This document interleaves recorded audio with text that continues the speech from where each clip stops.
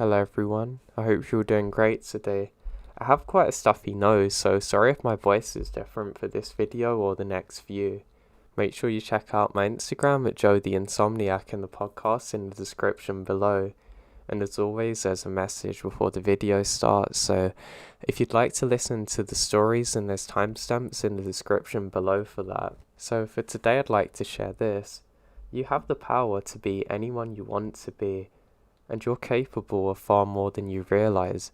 You just have to work on your own mind and control your thoughts. And if you're struggling with mental health issues, make sure you go out and seek therapy. I know there's negative stigmas attached to it, but honestly, the people that say that have never suffered themselves or are closed to the world around them, so don't listen to them. It's okay to get help, and it can change your life. And remember, you might not know exactly what issue you have. I know because that's what happened to me. So it's very important, even if you have a slight feeling something is wrong, to do some research on Google and then go out and seek some therapists. I hope that can make a difference to someone. Take care and enjoy the stories. I hope you have a good week. My best friend and neighbour, who I'll refer to as Jacob, knew these woods just as well as I did. We had several choice spots that we'd like to go hike in, and a couple of makeshift forts that we made out of sticks and such. Keep in mind that things were simpler back then, and our parents felt no real need to worry about us and were accustomed to us disappearing for a good while, going to explore the woods. This was also before cell phones were a thing.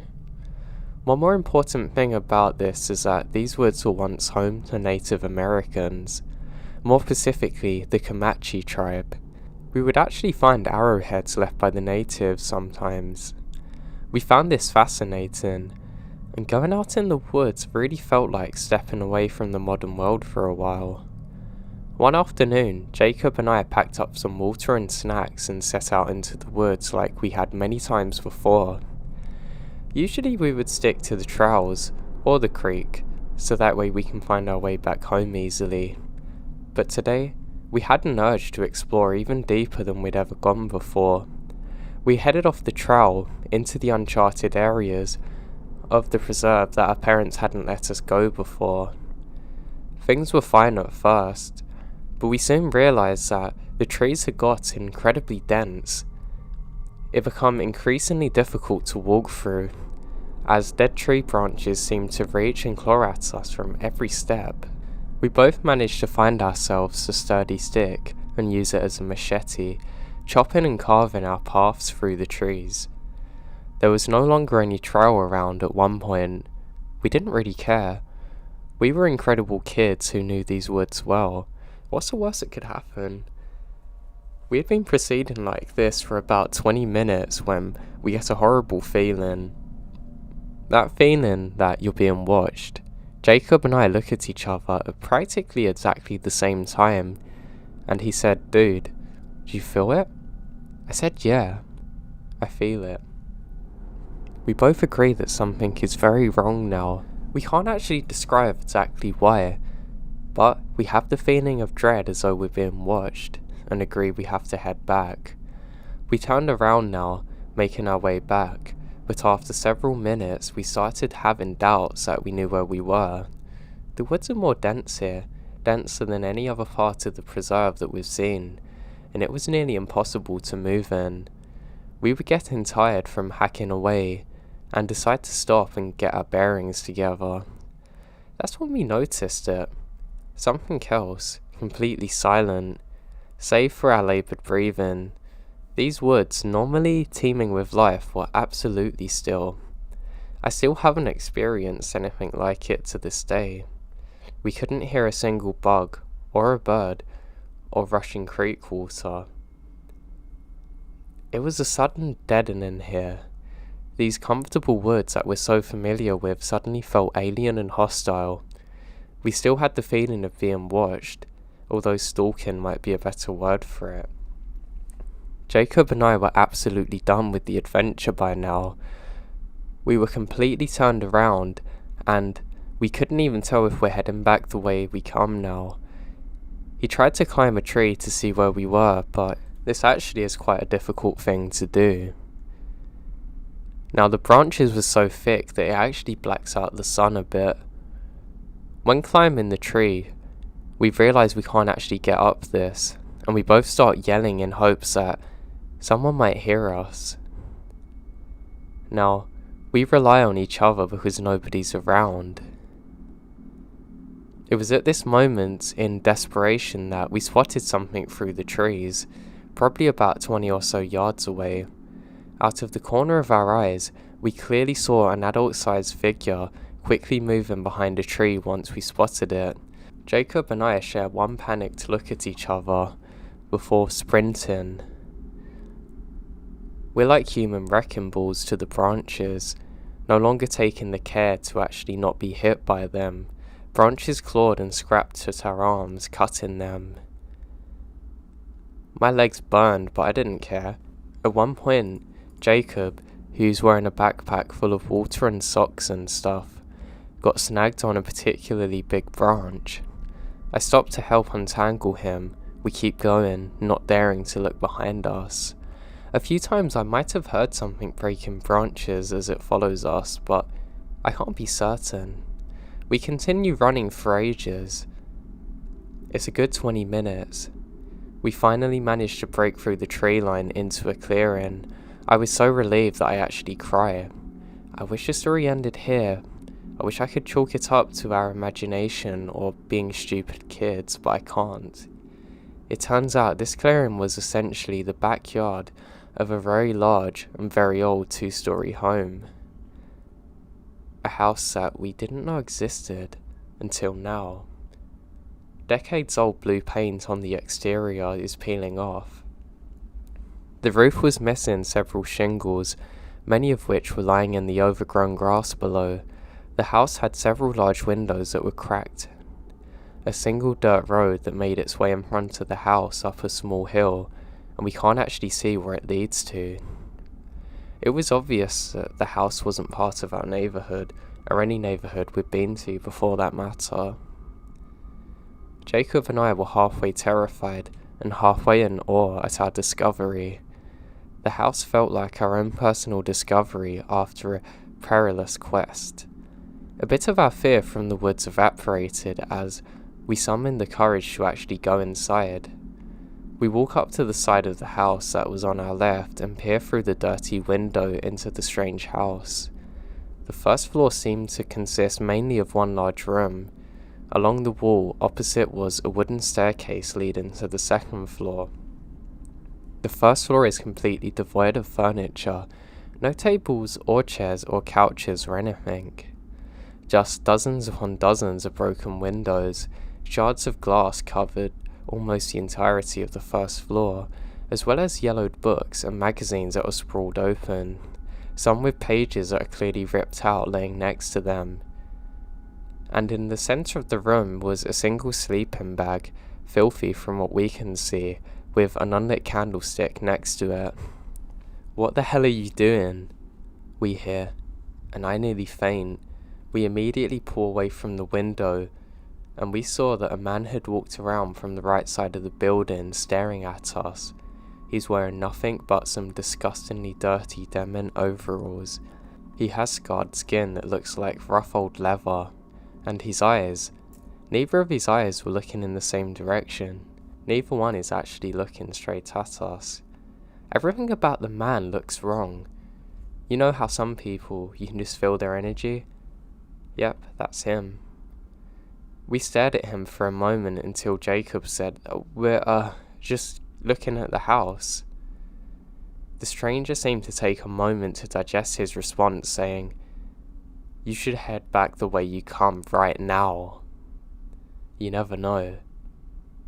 And it's the never know part of the sentence that hung in the air so harrowingly.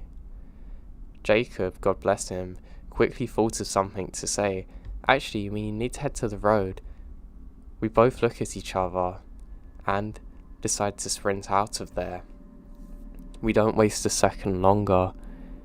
We get out of the house as quick as possible through the driveway, trying not to appear scared. I say driveway because there's no cars there, not even a garage, but it's kind of like one. The front of the house consists of a porch, which is also littered with old cans, broken bottles, and yellow bags from old magazines. We felt the man's eyes boring into our backs.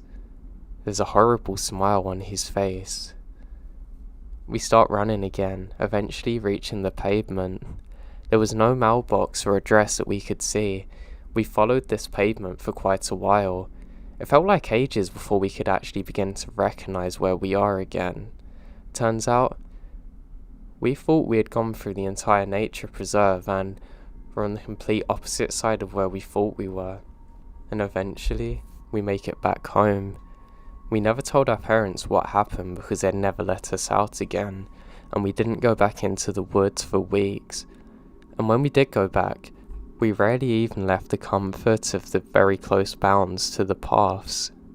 To this day, Jacob's paranoid and convinced that something weird's going on there. I still can't believe we found ourselves in the midst of a complete stranger's home who appears to be a psychopath in the middle of nowhere. And I'm never going to forget the feelings of dread and spookiness in those woods. I'll never know if those feelings were related to where we were, but thank God we made it out of there alive.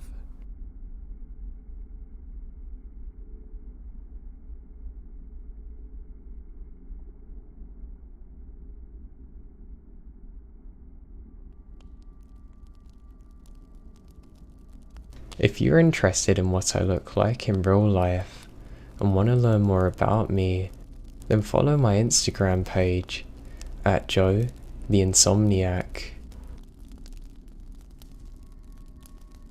Hey everyone, I hope you're all having a great day. I really hope you enjoy these stories. My voice has finally went 100% back to normal and I'm so pleased to be back in a normal routine. I'm one of them people that really need structure to function and I'm so glad that I've got it back. With that out of the way, let's get back to the stories.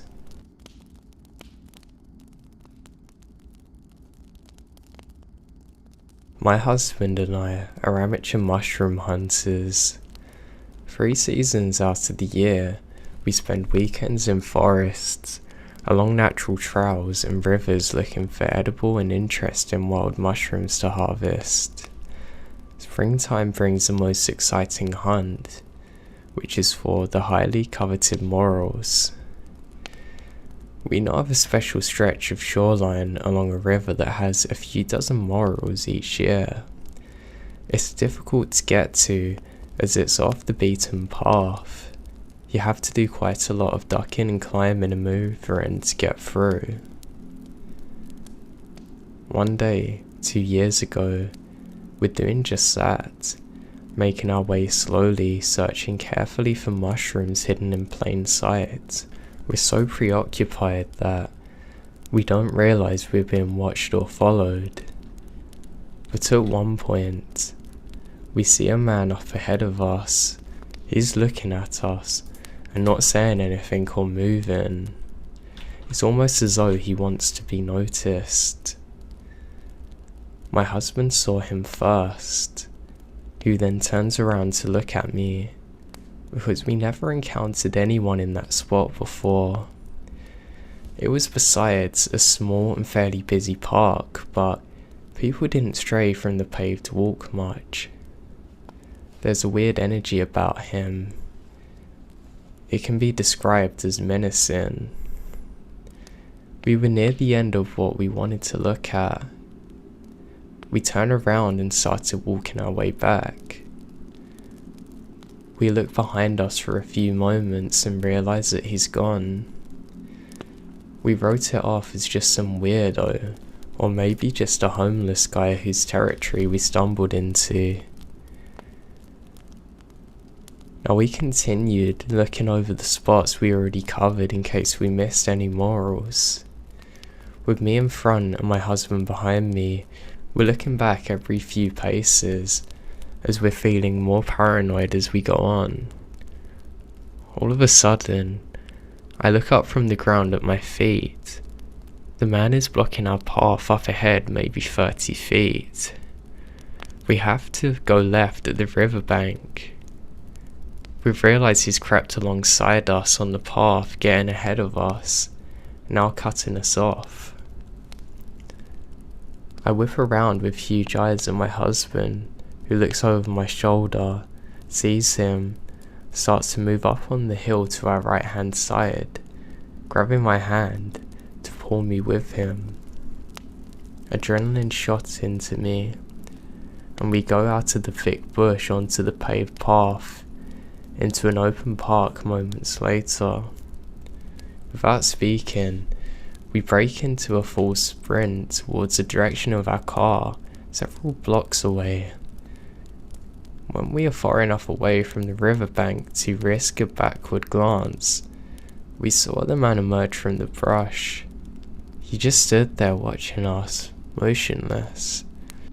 To this day, it still bothers me, and I wonder what would have happened had I been there alone.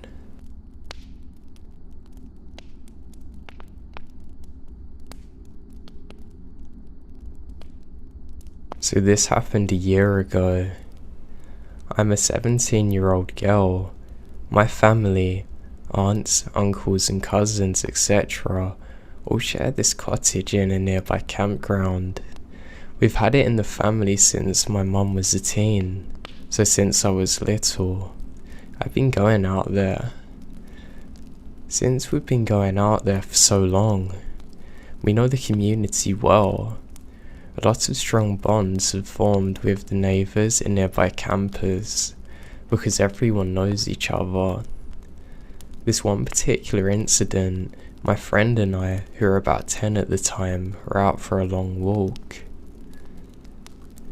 We only ever hung out there where the lake is, so we often went hiking along the same trail to kill time, which passed by a forest in the heart of the community. As we strolled along the path, we heard a light ching coming from the forest to our left. Our head snapped in the direction of the sound, and it stops. We shrug it off as we're 10, and don't get freaked out easily. We continue walking as the path turned, and our backs are now to where we started, but can hear the sound again. Once we're walking, we turn to where the sound's coming from, and once again, it stops. Now I don't know why we continued walking away, but we did. The forest was now a ways behind us when it starts up again. This time, I turned towards a mysterious song and started walking. The flute didn't stop playing, but instead got faster. I slowed my steps and realized the speed of the song, and it stops once again. The second we start walking away from the flutist, it bounces back into action and I start running to the tree line. The song ended when I was a few meters away, and the silence that followed was deafening. The girl I'm with took off running towards the main road and I followed. Now it could have been nothing, but for some reason, we didn't tell anyone about what happened. Nothing like that ever happened again, but freaks me out thinking about it. Someone who we knew went missing that day. A person in our small community. Where? Who knows? I guess we'll never know what happened if we had actually crossed that tree line that day.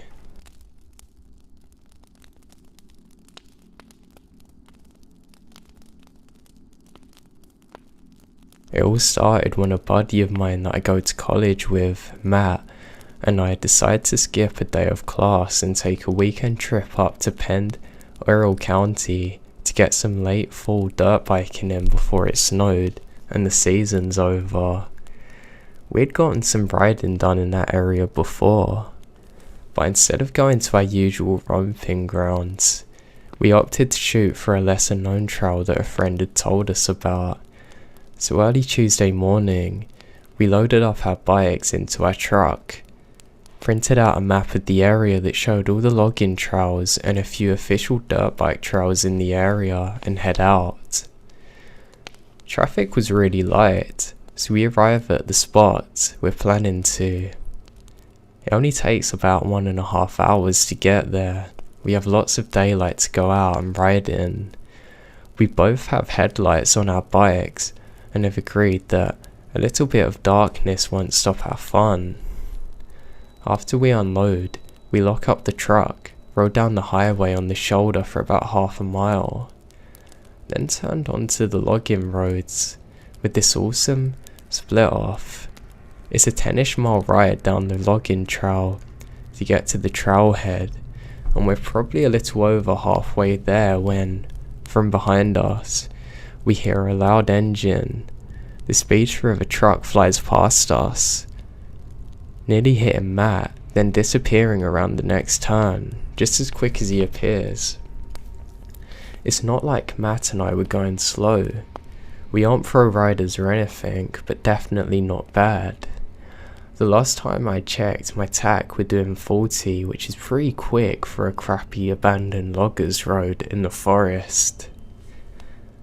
After this, Matt had stopped on the side killing his engine so he could make sure he knew how annoyed he was. "Did you see that?" "Yeah, he almost killed me," we said, etc.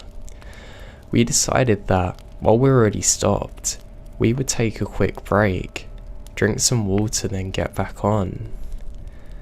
And get back on we did. We found the trailhead and were loving it.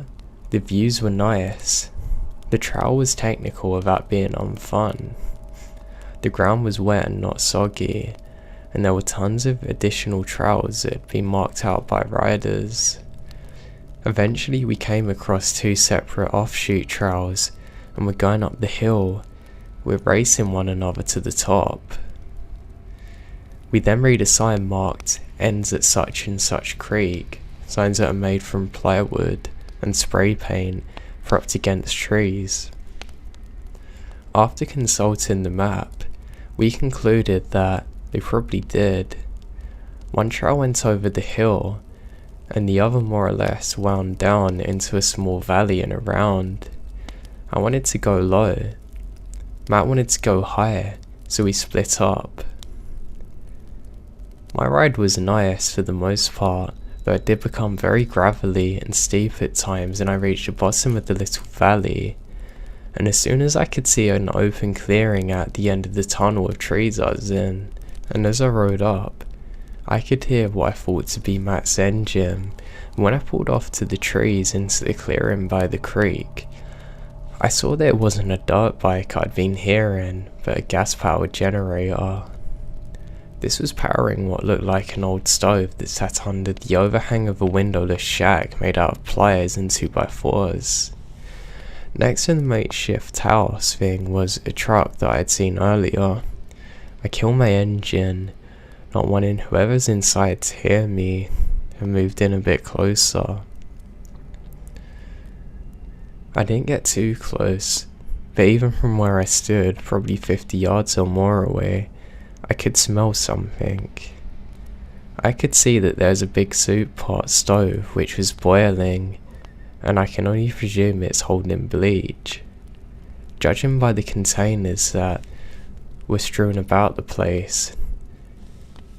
Now that's when I saw a guy coming running from behind the shack with a shotgun, looking at the woods near the other side of the clearing, screaming, "What do you think you're doing?"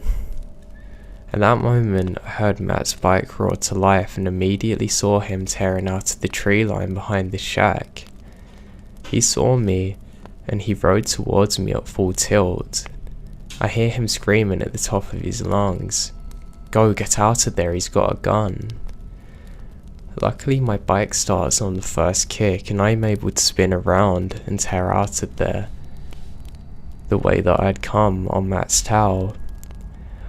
I don't think I've ever gone so fast through the trails in my life, but somehow we made it out without either of us going down.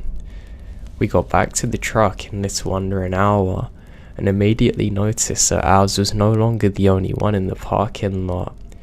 The goddamn piece of pickup junk was there and beating us. It must have had a shortcut, the driver staring at us. Hoping that he won't approach us as we right off a decently populated highway, we quickly load up and leave. But he follows, and it was more than an hour before we were able to even lose him. The local police are called, but they pretty much told us that they can't look into it because they wouldn't have time to.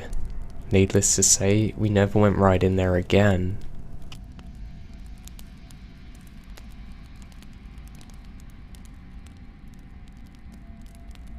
I'm a 25-year-old female and have been living in Tokyo for 7 years. Never once had I felt threatened until this day. The city is incredibly safe, making you forget about stranger danger, which I know is unimaginable if you live in most big cities. Now, it happened a year ago. I went to see an orchestra with my friend, which finishes at around 10:30. She goes home and it's a beautiful night, so I decided that I was gonna go for a walk around this area of the city. It's a part that I never normally go to, Tokyo Station. Now, on a semi-empty street, this 40-year-old man, dressed like a salaryman, stops, asks me how to get the subway. Now, it's a bit odd, but whatever. I pull out Google Maps, giving him directions. When I look up, I realised he wasn't listening and staring directly at me with these creepy eyes and a smile. He then said, "Where are you going?" I tell him I'm meeting my boyfriend, which is a lie. He then says if he can walk with me. I firmly say no. I turned around and walk away. Suddenly I hear him cry behind me, "Please, I beg you, please," in English, and he's literally on his knees. I freak out and begin walking away fast. When I look back, he got back to his feet and was walking in the same direction as me.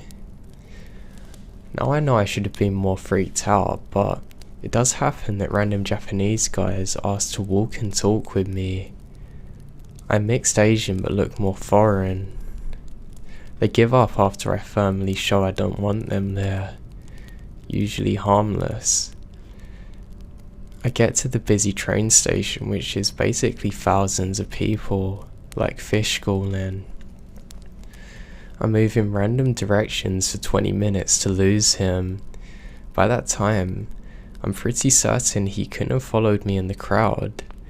I relax and stupidly go back to my plan of taking a walk by myself at night. I know.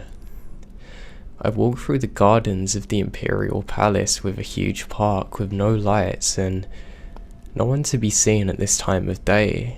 I take dark, empty streets. I've forgotten about the creepy guy and just admire my surroundings, the architecture, and enjoy the quietness. I walk for almost an hour. I'm 4 stations away from where I met the creepy guy. It's past midnight, so I catch the last train home. I then go down the stairs to the closest station. I decide to stop and look down at my phone to check how to get home when I feel a tap on my shoulder. It's that creepy guy again, with even more insane eyes and smile. That's when dumb me finally realised psychos followed me through a crowd of people, a dark park, and a small empty street for over an hour. I start yelling my lungs out and making threatening gestures to get him away from me, and I run to the gates where there's more people. He then runs for one to catch me. I pretend to go down the stairs to the platform, and then quickly behind a column. I see him run past me, frantically searching for me with his crazy eyes, but he doesn't look back. He doesn't see me. I run back up the stairs and get a different train. I call my boyfriend, who met me halfway up home.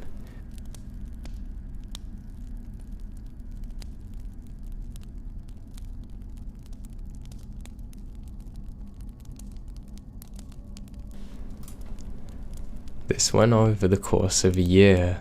with the last incident taking place in December of 2016. I used to own this green 1998 Toyota Camry. It was my grandmother's until she gifted it to my parents, who eventually gave it to me as my first car. It was nice and reliable, but I had a bad habit of letting my cars accumulate a bunch of stuff before cleaning them out. Because I still lived with my mum and dad, they would use the car from time to time if needed. One day, I noticed a bunch of fishing lines with hooks on them in the back of my car. On the rare occasions I cleaned it out. Now we lived in a forest, so it's normal to see people going fishing in the nearby lakes, but why on my car? A bunch of hooks are embedded into the upholstery, and more are between the creases in the seat. It takes me forever to get them all out. I almost pricked myself several times doing it.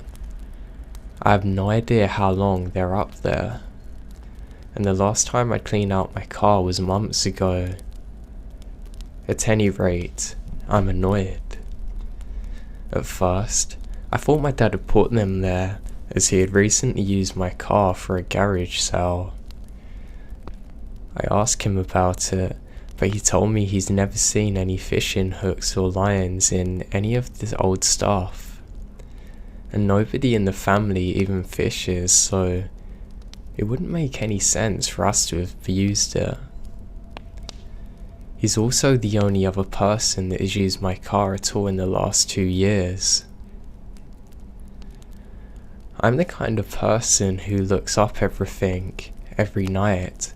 I triple check my doors, and I'm even a little uncertain as to whether or not to lock up when I go back to my car and check, no matter the inconvenience. I also park it where I can see it from my bedroom window and hear if anyone tampers with it, so I doubted anyone could have broken in, and I assumed my dad's missed it, and didn't think anything of it until a month later when I found even more fish hooks in my back seat. At this point, I asked my dad about it again, but he figures I'm either pulling a weird prank on him or someone's breaking into my car. I wonder though why anyone would break into my car, not steal anything out of it, and leave fishing hooks instead. It doesn't make sense to me. To give you an idea of how weird this is, I live in a neighbourhood where everyone knows each other. We all talk and even have a private Facebook group that started due to a drug house at the end of the street cropping up. As sort of a neighbourhood watch group that always posts whenever something suspicious happens, so I don't have any neighbours for miles, and the ones I do know are not shady. Again, without any explanation or clear motive, as the days and weeks pass, it fades to the back of my head. I get a new job selling mattresses, as I've been unemployed focusing on school for a while and move out of my mum and dad's home to live with my girlfriend. This is when things turn from weird to extremely unsettling. One night, we decide to go to a nearby Winco to get something to make food with, and I notice my back seat has a bunch of fishing lines and hooks in it again. Startled, I look around for any sign of someone being nearby. I tell her to get back in the home, and I sit up and stare at my car until morning comes from my bedroom window. Now, after triple checking every door and window to ensure they're all locked up, I don't see anyone or anything. I get ready for work, and she gets ready for college courses, and we leave. The store I was working at during this time had a weird L-shaped design to it, with 2 different entrances and a cafe taking up space between them. There was one entrance that was easily visible from the front desk, and another that you'd have to get up to see. As I was closing up for the night after the last incident, I go to turn off the open signs and see in the centre of the obstructed hallway an entire row of fishing line coiled up, but with some of the line leading to the door where a pile of hooks sat. I had no customers this day and never heard the alarm go off. Then I noticed someone had turned the door alarm off, but neither I nor my colleagues had actually ever tampered with the device before then, and it was behind the front desk. I was shaken. Someone had been stalking me and leaving these lines, but I had no idea what to do. Call the cops? Other than the fishing lines and hooks, there really was no trace to anyone. My store had no cameras, and corporate would never agree to installing them. Neither my family nor girlfriend could afford security cameras either. I figured the best I can do is not appear as frightened as I am, in case whoever was doing this to me was watching me. I thought that if I see something like this, I shouldn't have to go about my day differently from any other, or it's suspicious. Now, for several months, I would always find fishing lines and hooks in my car, despite it being locked, and my parents being too busy with their extra jobs, taking time to actually look at the car.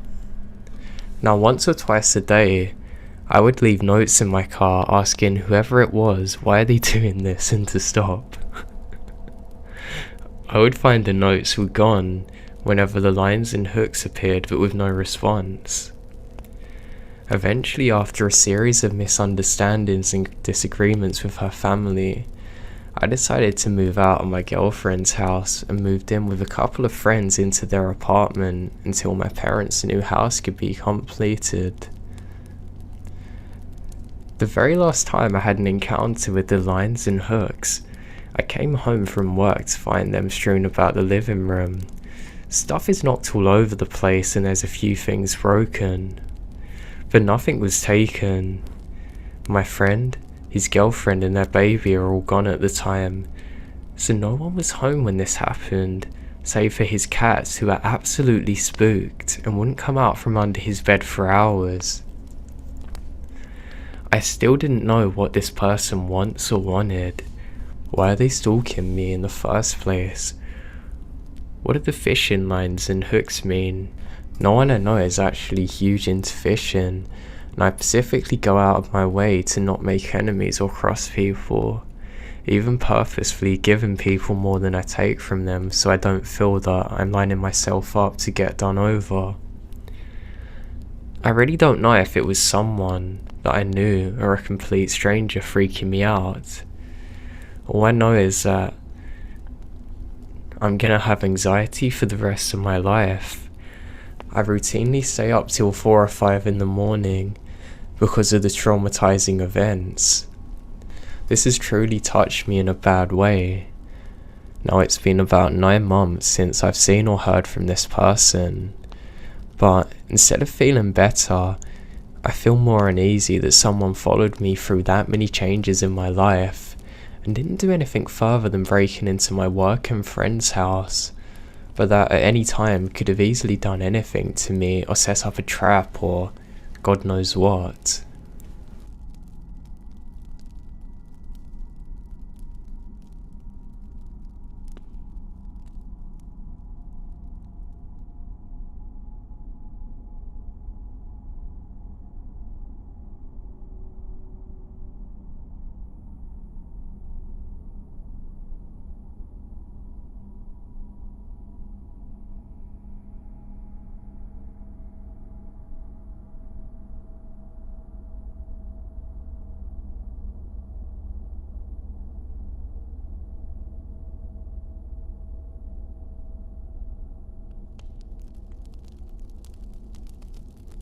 If you're interested in what I look like in real life and want to learn more about me, then follow my Instagram page at Joe the Insomniac. I took a gap semester a couple of years ago and decided that I should take a road trip with a buddy who was also taking a semester off from school.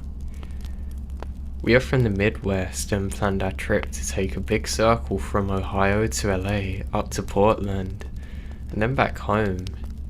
We're outdoorsy guys, so we knew we were trying to hit some wilderness along the way. So we're about a month into the trip and leaving Portland, where we were taking a break from camping every night while on the road, itching to get back on the road and into the wilderness. My buddy finds a hike that looks interesting. It was an abandoned railroad about 2 miles east of Portland. He had found the GPS coordinates on some site and said it was meant to be really cool with a couple of tunnels and a massive test bridge. Sounds cool, I'm in. So I drive my Volvo station wagon towards the coordinate. If you've never been to Oregon, it's beautiful. Foggy, never-ending views like thick pine forests. The type of place that you can barely see 20 feet in any direction because how dense the trees are. For the last hour or so of this 2-hour drive, we are driving on logging roads. Haven't passed a single car or seen any life since turning off a rural highway. It's creepy. Endless dark forest for hours. Stop. I hit the brakes. My buddy is squinting at his phone. Looks like we're at the coordinate. I have pulled to the side of the one lane and park. Dense trees surround us. I can see up ahead that there's a linear gap in a canopy. I guess that's a railroad. We hop out of the car and I unload my day pack with my camera, headlamp, water, and pepper spray and knife. After a second thought, I put the knife in my pocket. The railroad has been abandoned for 50 years. This means that while you can still see the tracks while standing on them, thick brush has filled the entire sweep that is typically cleared on either side of the tracks. This has been nearly filled in, except for a foot-wide path that has been maintained by deer, bear, and elk. And maybe some humans. I noticed my buddy is also looking at a private property sign that's fading into a nearby tree. He looks at me, and I shrug.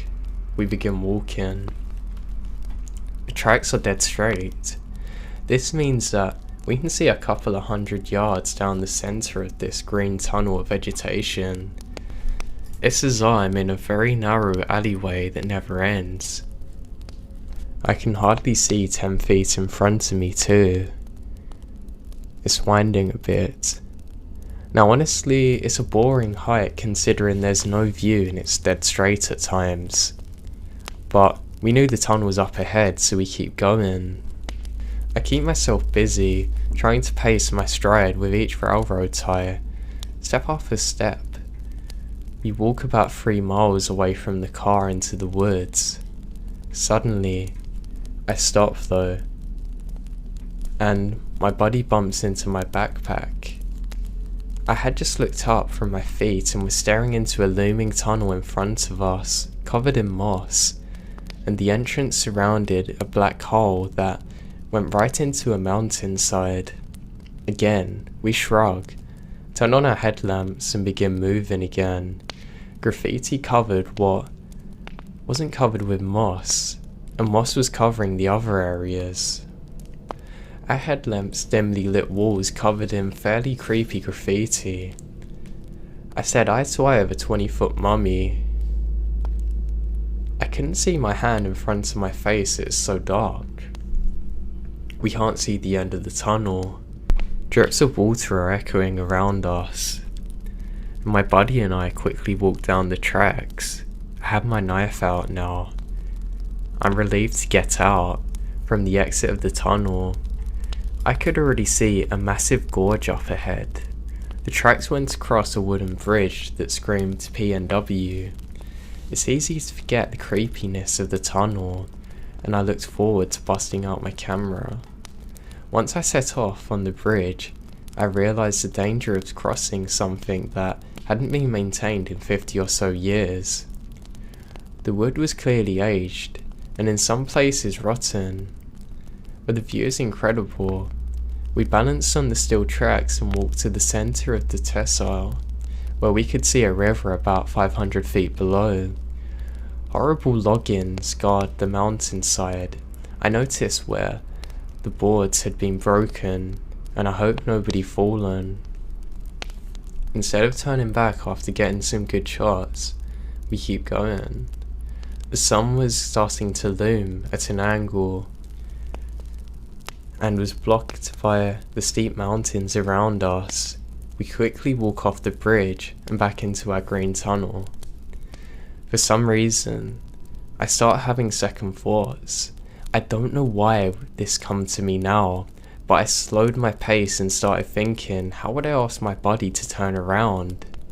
Before I was going to turn around and ask Nate, I glanced up ahead at the tracks and stared directly into somebody's eyes 200 yards ahead. I stop in my tracks. I feel a cold rush in my hands and head. The person staring at me has also stopped. I see another man's head poke around. There's two of them. I whisper to Nate. Slowly, we start walking around the tunnel towards the men. As we get closer, I walk faster out of fear. Bouncing off of the guy's chest is a large bush knife.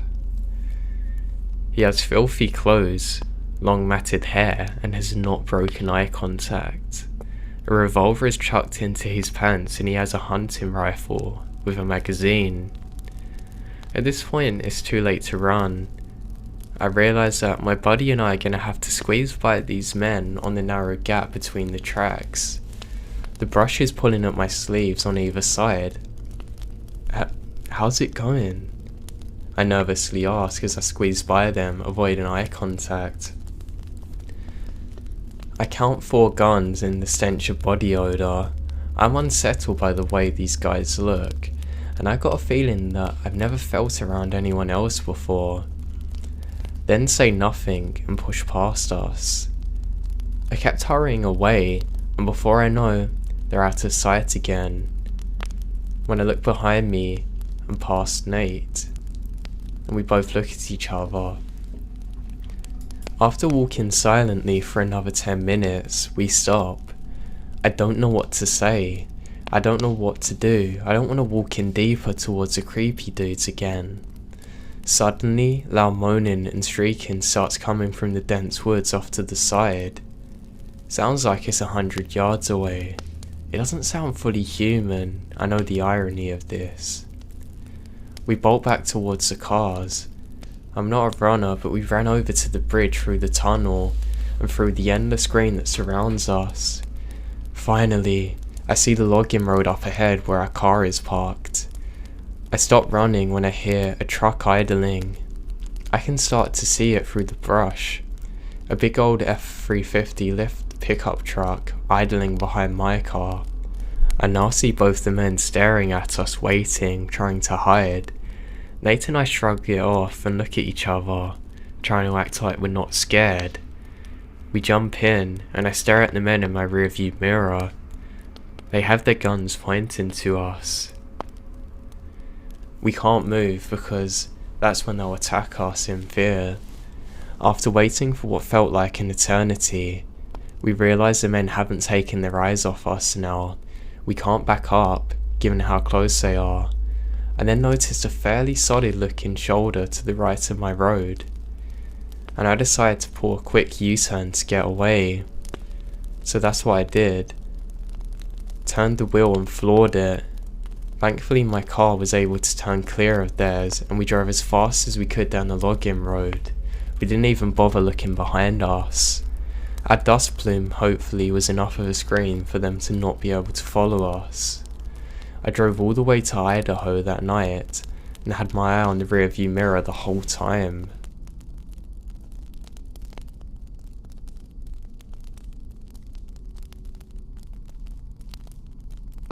Sometime around the beginning of July, I got off the bus in Boise, Idaho. When you get off the bus in downtown Boise, you're already near multiple shelters, the skate park, a miles-long bike trail, the library, the zoo, and also the river and woods. It's a really beautiful area, in spite of the overabundance of undesirable characters. The first night I was there, I went from the bus station to the skate park to a place called Piss Alley. At some point, a middle-aged lady pulled up and just randomly started talking to us for no reason. She wasn't a junkie and she had a job, yet she just stood there in Piss Alley and talked to us for an hour about religion and conspiracy. I was really high for the first time in about 10 months. A lot about her made me think she was just some kind of undercover, but I ultimately decided that she was just a little bit crazy. She had a job and a car, and was capable of carrying on an intellectual conversation. We really hit it off, even though we had just met. She asked me if I'd like to go camping with her and one of her girlfriends the next day. She definitely seemed more appealing than the street thug I was talking to, so I agreed to go with them. They were going to be leaving in the afternoon, and so she said I could come with her now, or she could go get me later, after she picked up her friend from work. She took me out to eat, and we hung out at the park until her friend got off work. They made sure they had a tent and sleeping bag for me, and we headed off to their favourite place to camp. Long story short, we went out there, we did camping things, and we had fun and came back. I didn't get chopped up into little pieces, but I also didn't get chopped up. It was about 11 PM when she dropped me back at the Piss Alley. As I was getting out, this tweaker with long dreads approached her car, and he was talking really fast. He said, "I'm not on drugs, I don't have any drugs. I've got a couple of bucks, I need friends, we need a ride. We need a ride across town, and we need a ride real quick." I had barely shut my door by the time he finished his pitch. My lady friend looked like she wanted to give him a ride, but she told him she couldn't. He didn't hesitate to retaliate that he had a couple of bucks, and he just needed a ride real quick. She started beating around the bush, explaining that her car was too full with camping gear. She couldn't even fit them in the car. One of his friends was a girl who looked to be about 15 or 16. He was definitely on drugs. I could tell because, well, so was I. He was starting to reword his pitch for a third time when I interrupted him, being sure that I had his eye. I bluntly told him, "Hey, no, she can't give you a ride." Then I waved her on and she pulled away from the curb, leaving him and I looking at each other in the eyes. I could tell he was angry. I knew that in his mind, I disrespected him. Right away he fired off, "Who the hell are you? Is that your lady? Are you from around here? Do you know who I am? I'm TK. Everyone around here knows me. You must be brand new around here. You ask some people, they'll tell you. I run it around here." He went on to talk about how no one messes with him and how he's got everything. He was talking about how he got shooters all over town and he can just make a call and get someone to show up and kill me. I'm pretty used to people saying stupid stuff like that, and I didn't really act scared or impressed, but I didn't scoff or mock either. I bought 20 bucks worth of dope from him, thinking it might calm him down. He pulled out a big bag of dope. He gave me a tiny piece of dope in the palm of his hand. We stared each other down, and I asked him if he was serious. He yelled at me that what he gave me was all I would need. He was offended that I didn't trust him. A crowd had gathered, all of them staring at me with a look on their face that I knew meant they were waiting for me to make a wrong move. They all had his back. I put my knife on my hand, but ultimately I backed down. I propped the shard into my mouth like a little pill and swallowed it. This was going to end very badly. I was seething. I could glare, but I knew if I expressed my anger with any major outburst, it would result in me getting stomped. TK and his main few friends walked away about 15 yards, and stood talking in a small circle. After a few minutes, that girl came over and started flirting with me. I completely ignored her. This was an obvious trap.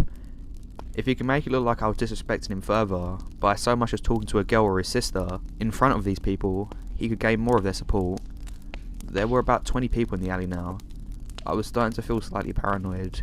That shard was starting to kick in. If I was rude to the girl, that could be just as bad, so I answered a couple of her small talk questions with simple nods.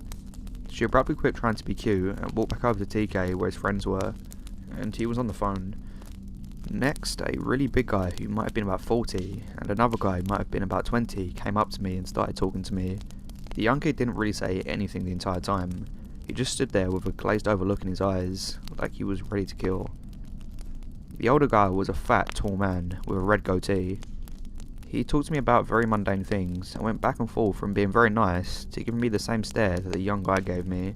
I could tell he was trying to see if I was scared, and he was trying to see if I was an undercover cop. He was testing me in all kinds of ways, talking about crimes he committed in the past, and looking at me in a very intimidating, hateful way one second, then neutrally talking about the corner store in a cheerful manner the next second. The two of them talked to me, one on each side of me, with my back to the wall. They were closer to me than they should have been. Everybody else in the alley seemed to be oblivious to us, but there were the guys leaning against the wall at either end of the alley, just staring at us. I had 3 bags, one of which contained my laptop. I had cash on me, and I was wearing a nice leather jacket. I kept my hand on my knife the entire time. I was trying to be respectful, but also not look scared. I was starting to suspect that the shot I'd swallowed was actually bath salt, because on the inside I was tripping. TK walked over and set his bag down next to my bag, and started going through his pocket like he was looking for something in his bag. I was just trying to maintain eye contact with the big guy now. Now I had to make sure he wasn't going to go through my bag too. I knew something was going to happen as soon as it did. I planned on flipping my knife open and sticking him swiftly and repeatedly. If I could, I would try and keep TK between me and the big guy while I stabbed him. I'm good with a knife and can take hits, but if I had to fight now, 3-on-1 would only be the first stage. There would be 3 or 5 more rushing after me. The only thing that saved me is that I casually hinted that I need to go get money from a lady who owed me. Without saying it directly, I led them to believe that I not only have money on me, but I would come back with some, to buy more dope from them. Needless to say, I didn't plan on coming back. The rest of the night was very long, due to the effects of what I still believe were bath salts. I ran through the woods. I kept thinking I was being followed. I hid my bags in different places in the woods, so I could run without them if I had to. I was pretty scared, pretty sure I'd narrowly escaped with my life. I was so high. I came across a guy on the nature trail. He had a cloth bag in his hand, and I asked him what it was. He said it was just something he found on the trail, and then he threw it in the bushes. He was tweaked out like me. He seemed to sympathise as I told him the whole story of what just happened. He was going to take me somewhere safe, a camp where I could lay low.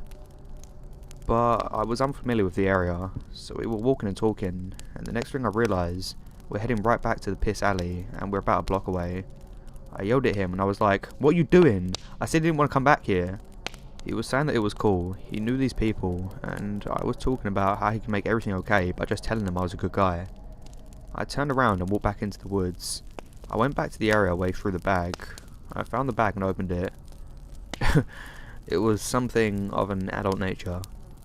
Randomly stopping to hide, stopping to listen to sounds for extended periods, and to try and figure out where they were. I came across another guy. He was about 20. In the end, he helped me keep safe. He took me to an island, where the river split around a piece of land underneath a bridge. I fell asleep there and woke up in the middle of the night to a random couple putting a blanket over me. I said thanks and went right back to sleep. After a couple of days, I got used to boys. I found out that TK had made national news. The same night I stopped him from getting in Christian lady's car. He convinced a couple of them to let him sleep in their apartment. I can just imagine him telling them, just like he told us, "I'm not on drugs, I don't have any drugs." At some point, he started acting really weird, cracked out. They planned on having their 3-year-old daughter's birthday party later that day, so they told him he had to leave, and he left. But then he came back and stabbed 9 people, 6 kids and 3 adults. One of those kids was a 3-year-old whose party it was. The people he was upset with weren't even there during the party, but he stabbed these kids anyway. He killed a 3-year-old at a birthday party. What a coward. Over the next 5 months, I got more acquainted with boys and this very weird junkie population. The people that had his back that night, most of them still miss him and acted like he never did anything wrong. When I went looking for details in his case, I just found out that he was getting into the needle, but the psychiatric had almost got him off the hook. He won't actually be tried by jury until 2020.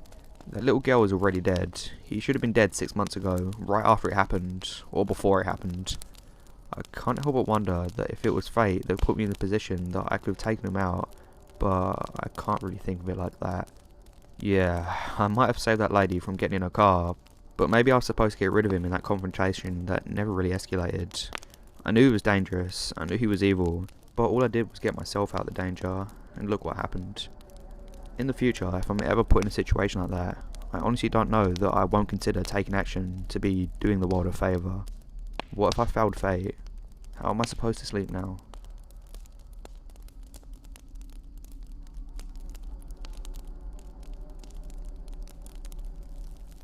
My husband and I went camping for the first time ever in Arizona as part of our long trip out west. I had picked out this really cool place. It was on a mountain overlooking a beautiful landscape. It's next to a cliff and in a really isolated location. I'm talking like 20 miles on gravel roads in the middle of a national forest. So, we get there, set up our tent, and hike a little bit and take pictures of the surrounding area. We see a few cars parked around 2 tents and decide to stop and talk to some of the other campers nearby because we heard that there was going to be a bad storm that night. These were 4 guys who are from Arizona telling us not to worry about the storm. That was all persuading. We felt okay and decided to stay. Later on, we were walking a bit further down the campsite. We see a woman there with her dog and another older lady. We smile and wave. We continue to hike down a bit further into the forest. Now let me elaborate that because of the storm, we are one among maybe a total of 7 campers that decide to stay and withstand the night. We watch the sunset when we get back to our campsite. Make sure our car was only a few yards away, getting into our tent when it gets dark. There are no stars out tonight. Due to the storm clouds, and it hasn't begun to rain yet, so we decide to try and sleep right away so that we could possibly sleep through the storm when it does hit. It's an insanely windy night, so it's hard to sleep, but eventually we get a bit of shut-eye. I wake up at 10:30 to the sound of some crazy thunder rolling through the mountains and rain hitting down on our tent. I'm a little freaked out because they get a lot of flash floods here, and I don't want to fall off a cliff. But I tell myself try and sleep, and eventually I doze off again. It's 12 AM now, and I'm awake again. This time because I hear something heavy hitting the side of our tent. Full on like the sound of somebody punching the side, trying to tear it down. I open my eyes. I can't see anything. It's completely dark. No light whatsoever. The sound continues every couple of minutes and now I'm terrified. Suddenly, I hear footsteps right to the next of my tent. They are slow but steady. I feel my entire body freeze. I'm seriously starting to think about how weird it is and that I'm gonna die. My heart is beating so fast that I am certain that whatever it is out there can hear me. Then, whatever it is lets out a deep sigh right on the opposite side of the tent. I'm thinking it's a bear and realising that I may actually have to face this thing. So, in a desperate call for my husband's mind-reading powers, I squeeze his hand really hard and he wakes up. Instead of reading my mind, he says, "What's wrong? Why are you squeezing my hand?" Right as he says this, the footsteps stop. I don't hear the footsteps again. So after a while, I break out of my frozen state and tell him what I heard. We decide it may be an animal passing by, but whoever it is hitting our tent continuously every so often. I feel like I'm starting to go a little insane from this night, wondering what's going on. We convince ourselves that it's just pines falling from the trees above and try and sleep again. We just need to make it through one night. Now a couple of minutes go by and suddenly the tent caves in on my husband's side, right on his head. He whispers that it feels like something's pushing down inside the tent. I feel my heart instantly sink. I'm freaking out, thinking it's a bear that just sat on his head, but he decides to push back. We hear the same sound on the other side that we heard before. We realise it's been snowing outside, and the noise could be heavy ice. We're determined to make it through the night, a little relieved that we think it's just ice and not a bear. We decide to try and make it to sunrise. We kept on a small light that my husband luckily brought with him to calm us down.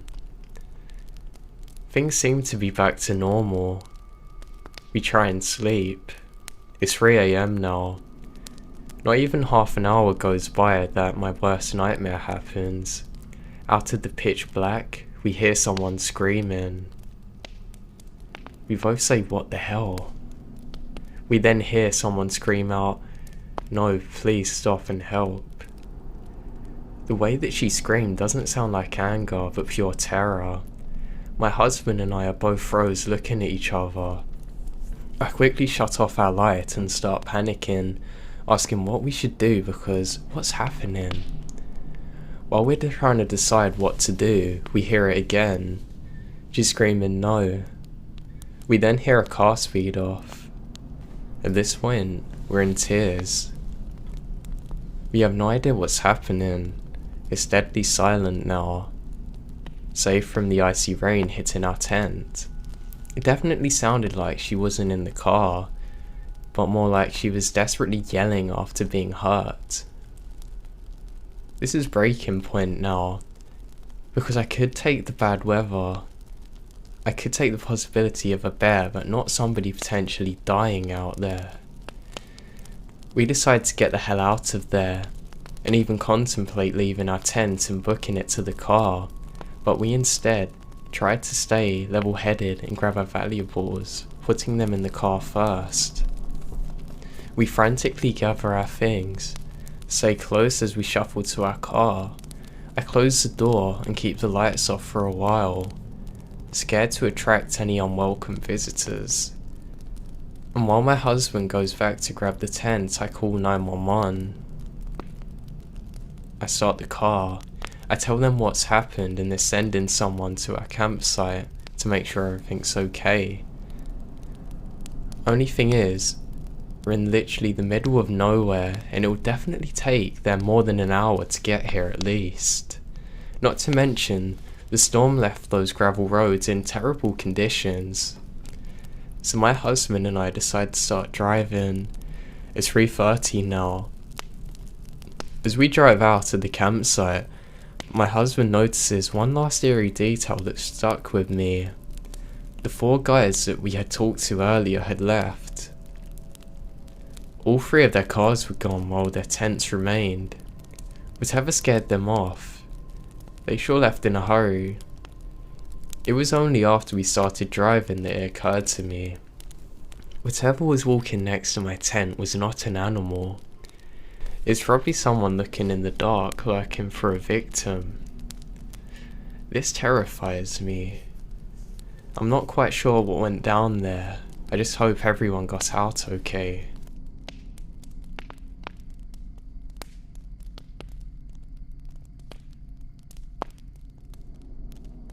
Back in 2011, I was within a circle of friends that made it tradition to go camping at a certain spot every May long weekend. The spot we chose was in a beautiful area, right on the edge of the large lake, and was located on government land.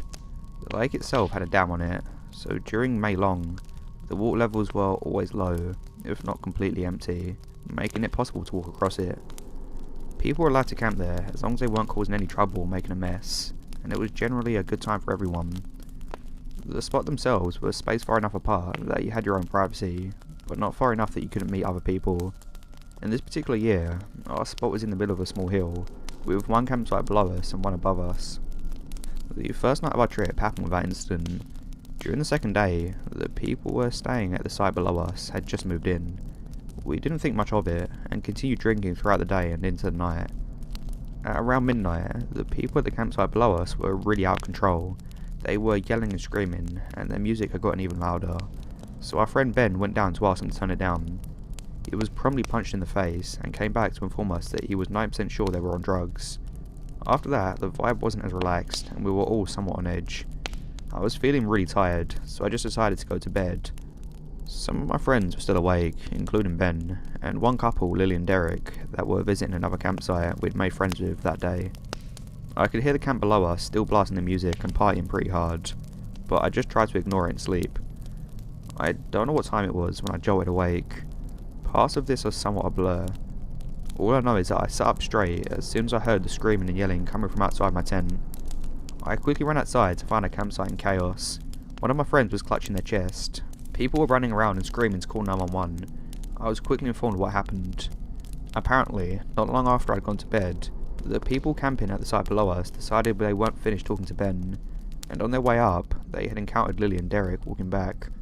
Now Derek and Ben are about the same height and have the same colour hair, so they assumed that Derek was Ben and bottled him and Lily over the head with a full glass bottle. I don't know if it was the same guys that showed up to our campsite, but I was told that everyone else was sitting around the fire when 2 or 3 huge guys appeared from the darkness and walked over to them. One had a paring knife and the other had a butcher's knife in their hand. Ben saw the knives and had gotten up to talk to them, and barely spoken a word when the guy with the paring knife stabbed him once in the chest. At the same time, some people from the campsite above had just seen the guys coming back and down to help. One of them guys, Tim, was coming down the hill when the guy with the butcher's knife ran up to him and stabbed him in the stomach. From there, sheer panic ensued. People called 911, but the ambulance was over half an hour away. This is where I came out the tent. Tim's wound was bleeding profusely, and he was losing blood too quickly. His friends ended up putting him in the back of his car and speeding off to meet the ambulance halfway. Ben was also bleeding, but his wound wasn't as deep as Tim's, and we were able to keep him calm until the ambulance arrived.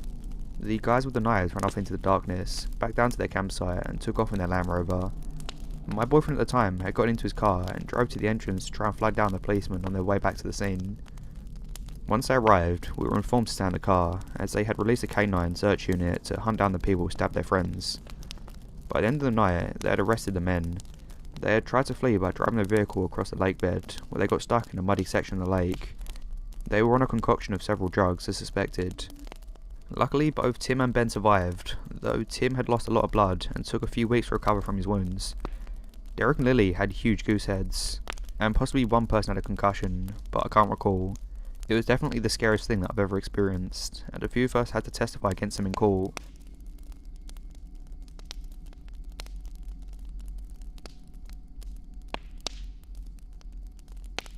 I just found this sub, and I have quite a few stories. I live in rural western Pennsylvania. There's a mix of everyone out here. Punks, meth heads, potheads, Bible thumpers, all in our area. I'm the kind of guy who wants to help. Just the other day, I stopped with some random guy on the highway, looking a little lost. The encounter was more pleasant anyway. Back when I was 16, fresh to the world, I was driving to work, and there was an older lady, grey and confused, looking at the gas station right behind my work. I pulled up and asked her if anything was wrong. She was visibly distracted and confused. She started rambling about her kids in the truck. The heat wasn't working. She needed to help them get to their dad. A bunch of stuff. I asked her if she had talked to anyone at the gas station, and that I had pulled over to help her go if she was uncomfortable. She must have taken that as a ticket to get in my car.